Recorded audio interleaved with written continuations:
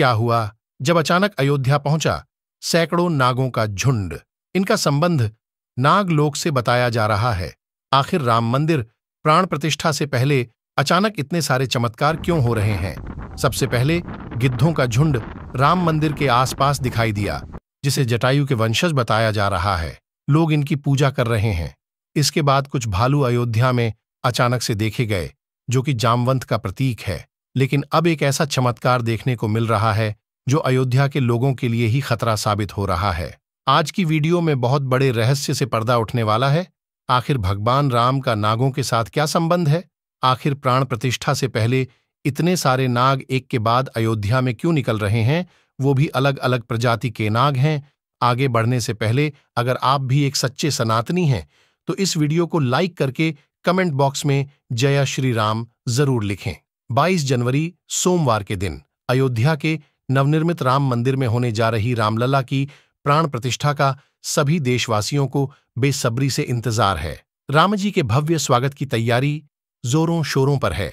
यह तारीख कोई आम तारीख नहीं है, बल्कि इसके पीछे बहुत ही खास रहस्य छिपा हुआ है। आखिर राम मंदिर की प्राण प्रतिष्ठा के लिए 22 जनवरी का समय ही क्यों चुना गया? इसके पीछे का रहस्य जानकर आपके भी होश उड़ जाएंगे। त्रेता युग में प्रभु श्री राम का जन्म अभिजीत मुहूर्त में हुआ था। 22 जनवरी सोमवार के दिन मृगशीर्ष नक्षत्र में अभिजीत मुहूर्त का संयोग बन रहा है। यही कारण है कि इस तिथि को रामलल्ला की प्राण प्रतिष्ठा के लिए चुना गया है। साथ ही यह भी माना जा रहा है कि इस शुभ मुहूर्त में रामलल्ला की प्राण प्रतिष्ठा करने से प्रभु श्री राम सदैव मूर्ति के अंदर विराजमान रहेंगे। लेकिन जैसे जैसे प्राण प्रतिष्ठा का समय नजदीक आ रहा है, वैसे वैसे अलग अलग प्रजाति के नाग अचानक ही अयोध्या में प्रकट हो रहे हैं, जो कि अयोध्या वासियों के लिए खतरा बनते जा रहे हैं। लेकिन गिद्धों का और भालुओं का संबंध तो प्रभु श्री राम से बताया जाता है। उन्होंने रामायण में उनकी सहायता भी की थी। लेकिन इन नागों का श्री राम के साथ क्या संबंध है? आज की वीडियो में इस रहस्य से पर्दा उठने वाला है। चौंकाने वाली यह है कि इनमें 2 प्रजाति के नाग अलग अलग क्षेत्र में बार बार निकल रहे हैं, जिनका संबंध वासुकी और तक्षक नाग के साथ जोड़ा जा रहा है। ऐसा कहा जाता है प्रभु श्री राम के भाई लक्ष्मण साक्षात अनंत शेष नाग का रूप है और वासुकी नाग, तक्षक नाग और शेष नाग तीनों ही आपस में भाई है, जिसमें तक्षक और वासुकी नाग पाताल में निवास करते हैं और शेष नाग बैकुंठ में भगवान विष्णु की सेवा करते हैं। तो अंदाजा लगाया जा रहा है कि जब प्रभु श्री राम अपने भाई लक्ष्मण यानी शेषनाग और माता सीता के साथ अयोध्या धाम पहुंच रहे हैं, तो क्या शेषनाग के दोनों भाई पाताल में से उनसे मिलने के लिए बार बार प्रकट हो रहे हैं? दोस्तों, यह रहस्य बहुत बड़ा है, क्योंकि अयोध्या के क्षेत्र से जब एक सांप को पकड़कर सुरक्षित इलाके में छोड़ा जाता है, तो वही सांप पुनः राम मंदिर परिसर में भी देखा जाता है, जिससे कई बार मजदूरों को भी काम करने में भय महसूस होता है। लेकिन जय श्री राम का नाम उन्हें हिम्मत देता है। आप भी नीचे कमेंट बॉक्स में जय श्री राम जरूर लिखें।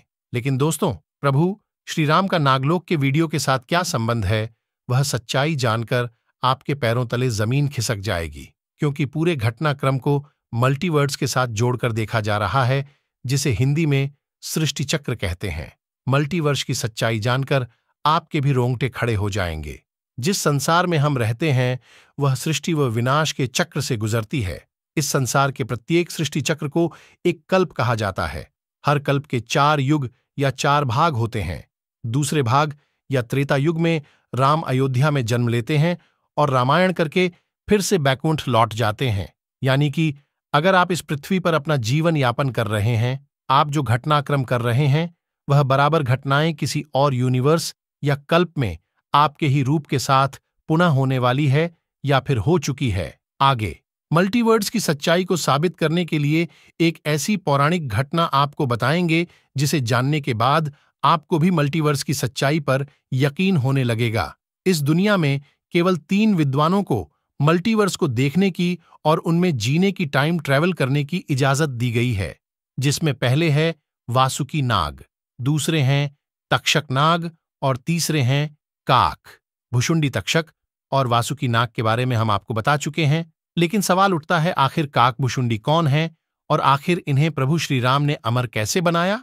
वेदों और पुराणों के अनुसार काकभुशुंडी ने 11 रामायण और 16 महाभारत देखी हैं। वह कल्प के अंत तक अपने शाश्वत स्वरूप में जीवित रहेंगे। भगवान राम ने ही काकभुशुंडी को अमर बनाया था। कौवे के रूप में अपने एक जन्म के दौरान काकभुशुंडी की मुलाकात बालक राम से हुई। प्रभु खेल रहे थे और उसने उसे पकड़ने की कोशिश की। समय आने पर काकभुशुंडी को भगवान के मुख के दर्शन हुए। बालक राम के मुख में आकाशगंगाओं और ब्रह्मांड को देखने के बाद काकभुशुंडी ने भगवान राम से दूर उड़ना बंद कर दिया और उनके पास लौट आए। काकभुशुंडी ने भगवान राम को न पहचानने के लिए क्षमा मांगी। भगवान ने उन्हें दिव्य मुस्कान दी और काकभुशुंडी से उनकी इच्छा पूछी। काकभुशुंडी ने कहा कि वह भगवान राम के प्रति अपनी भक्ति हमेशा हमेशा के लिए करना चाहते हैं। काकभुशुंडी के प्रेम और समर्पण से प्रसन्न होकर भगवान राम ने उन्हें आशीर्वाद दिया कि काल काकभुशुंडी को नहीं मार सकता और वह इस कल्प के अंत तक जीवित रहेंगे। जिसके बाद सृष्टि के 27 चक्रों तक जीवित रहे। उन्हें अमरता का वरदान प्राप्त हुआ। वे कौवे के रूप में जीवित रहे क्योंकि उन्हें भगवान राम के निकट रहने का अवसर मिलता था। जब भी भगवान राम का जन्म होता है वह अयोध्या जाते हैं और भगवान राम को एक बच्चे के रूप में बड़े होते और खेलते हुए देखते हैं। यह भी हो सकता है काकभुशुंडी अयोध्या में भी हाल फिलहाल मौजूद हो और राम मंदिर के निर्माण कार्य को अपनी आंखों से देख रहे हों। यानी कि यह तीनों विद्वान अपनी मर्जी से किसी विकल्प यानी यूनिवर्स में जा सकते हैं, टाइम ट्रैवल कर सकते हैं और अयोध्या में अचानक से नागों का पाया जाना, वह भी राम मंदिर। प्राण प्रतिष्ठा से पहले तो इनका संबंध भी वासुकी और तक्षक नाग से लगाना गलत नहीं होगा। इन नागों के दर्शन मात्र से भक्तों का उद्धार हो जाता है। लेकिन कई लोग होंगे जो अभी भी मल्टीवर्स यानी सृष्टि चक्र को मानने को तैयार नहीं होंगे। लेकिन आगे हम एक ऐसी सच्ची कहानी आपको बताने जा रहे हैं जिसका संबंध रामायण से जुड़ा है और इसे जानकर आपको विश्वास हो जाएगा कि मल्टीवर्स वास्तव में होता है। जिस तरह दुनिया में आने वाले हर इंसान की मृत्यु निश्चित होती है, उसी तरह इंसान रूप में जन्म लेने वाले भगवान के अवतारों का भी इस धरती पर एक निश्चित समय है। वह समय समाप्त होने के बाद उन्हें भी अपने प्राण त्याग करके अपने लोक वापस लौटना पड़ा था। उसी प्रकार भगवान श्री राम भी इस लोक को छोड़कर वापस विष्णु लोक गए। भगवान श्री राम के मृत्यु में सबसे बड़ी बाधा उनके प्रिय भक्त हनुमान थे, क्योंकि हनुमान के होते हुए यम की इतनी हिम्मत नहीं थी कि वह राम के पास पहुंच सके। लेकिन स्वयं श्री राम ने इसका जो हल निकाला वह मल्टीवर्ड्स यानी सृष्टि चक्र के साथ जुड़ा हुआ है। एक दिन राम जान गए कि उनकी मृत्यु का समय हो गया था। वह जानते थे कि जो जन्म लेता है उसे मरना पड़ता है। उन्होंने कहा कि यम को मुझ तक आने दो, मेरे लिए वैकुंठ मेरे स्वर्गिक धाम जाने का समय आ गया है। लेकिन मृत्यु के देवता यम अयोध्या में प्रवेश करने से डरते थे, क्योंकि उनको राम के परम भक्त और उनके महल के मुख्य प्रहरी हनुमान से भय लगता था। यम के प्रवेश के लिए हनुमान को हटाना जरूरी था, इसलिए राम ने अपनी अंगूठी को महल के फर्श के एक छेद में से गिरा दिया और हनुमान से इसे खोजकर लाने के लिए कहा। हनुमान ने स्वयं का स्वरूप छोटा करते हुए बिल्कुल भंवरे जैसा आकार बना लिया और केवल उस अंगूठी को ढूंढने के लिए छेद में प्रवेश कर गए। वह छेद केवल छेद नहीं था, बल्कि एक सुरंग का रास्ता था जो सांपों के नगर नागलोक तक जाता था। हनुमान नागों के राजा वासुकी से मिले और अपने आने का कारण बताया। वासुकी हनुमान को नागलोक के मध्य में ले गए, जहां अंगूठियों का पहाड़ जैसा ढेर लगा हुआ था। वासुकी ने कहा, यहां आपको राम की अंगूठी अवश्य ही मिल जाएगी। हनुमान सोच में पड़ गए कि वह कैसे उसे ढूंढ पाएंगे, क्योंकि यह तो भूसे में सुई ढूंढने जैसा था। लेकिन सौभाग्य से जो पहली अंगूठी उन्होंने उठाई वह राम की अंगूठी थी। आश्चर्यजनक रूप से दूसरी भी अंगूठी जो उन्होंने उठाई वह भी राम की ही अंगूठी थी। वास्तव में वह सारी अंगूठी जो उस ढेर में थी सब एक ही जैसी थी। इसका क्या मतलब है? वह सोच में पड़ गए।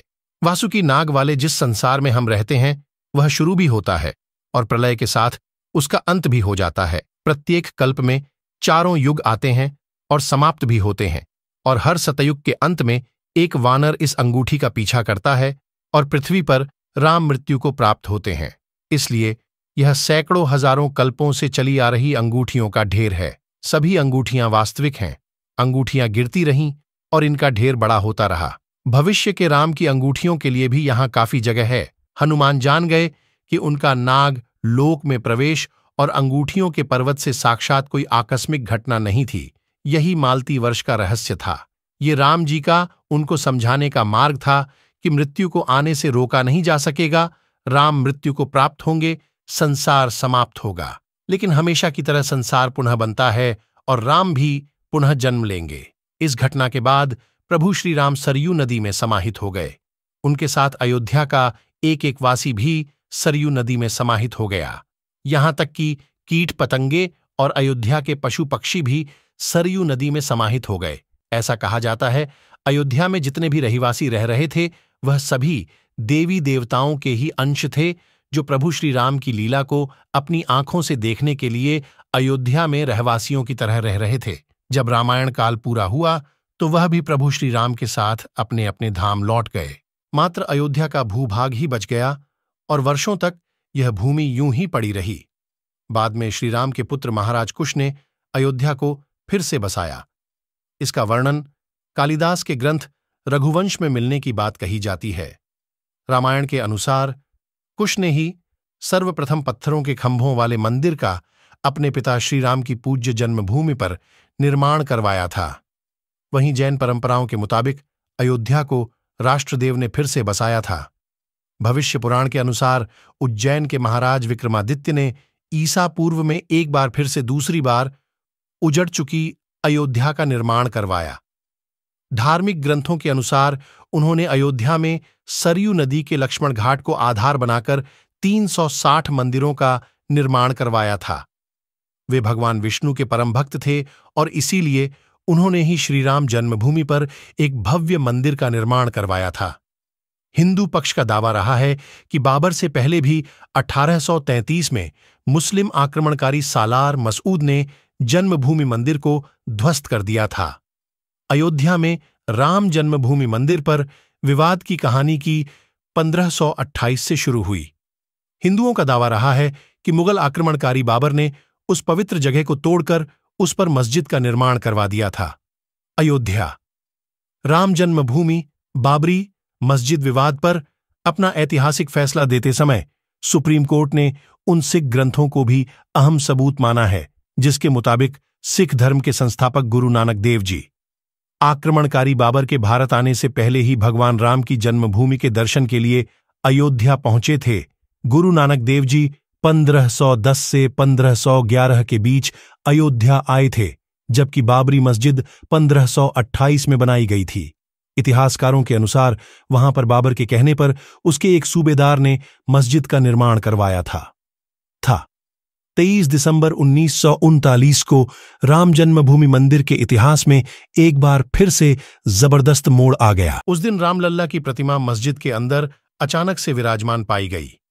यह विवाद इतना बढ़ा कि आखिरकार तत्कालीन सरकार उस ढांचे को विवादित मानकर उस पर ताला लगवा देना पड़ा।